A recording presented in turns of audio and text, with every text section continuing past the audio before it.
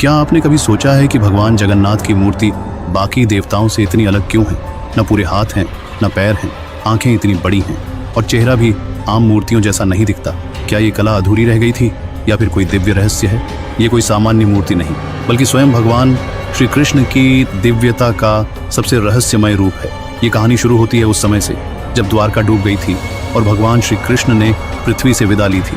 उनका शरीर समुद्र की लहरों में विलीन हो गया, लेकिन कहा जाता है कि उनका हृदय, जिसे नीलमणि कहा गया, वो नष्ट नहीं हुआ, बल्कि साक्षात चैतन्य रूप में धरती पर रह गया। सदियों बाद उड़ीसा के राजा इंद्रद्युम्न को स्वप्न में श्री कृष्ण ने दर्शन दिए और कहा, मेरा हृदय अब भी इस धरती पर है, उसे खोजो और मेरे लिए मंदिर बनवाओ। मैं एक विशेष स्वरूप में प्रकट होना चाहता हूँ। राजा ने समुद्र किनारे खोज शुरू की और एक दिव्य लकड़ी का टुकड़ा मिला जो न डूबता था न जलता था और छूते ही हृदय को शांति देता था। तभी वहाँ एक रहस्यमय वृद्ध बढ़ई आया और बोला, मैं भगवान की मूर्ति बनाऊंगा, पर एक शर्त है, 21 दिन तक कोई भी दरवाजा नहीं खोलेगा, नहीं तो मूर्ति अधूरी रह जाएगी।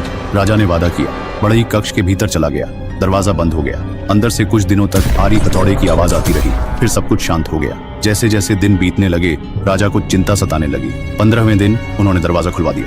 अंदर वृद्ध बढ़ई नहीं था, वो गायब था, जैसे धरती ही निकल गई हो। लेकिन वहाँ 3 मूर्तियां थी, भगवान जगन्नाथ, बलभद्र और देवी सुभद्रा की। लेकिन मूर्तियां अधूरी थी, न हाथ पूरे न पैर, आंखें बड़ी बड़ी और चेहरा अत्यंत भावुक। राजा घबरा गया। क्या मैंने गलती कर दी?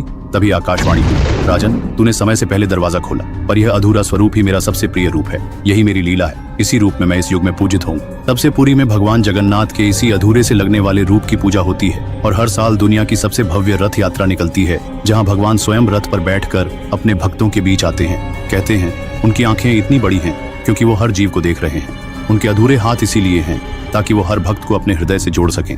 और उनके बिना पैरों का मतलब ये नहीं कि वो अधूरे हैं, बल्कि ये दर्शाता है कि उनका अस्तित्व हर दिशा में फैला है। भगवान जगन्नाथ अधूरे दिखते जरूर हैं, पर वे पूर्णतम हैं। उनका यही स्वरूप हमें सिखाता है कि ईश्वर की पूर्णता हमारी आंखों से नहीं, श्रद्धा से देखी जाती है।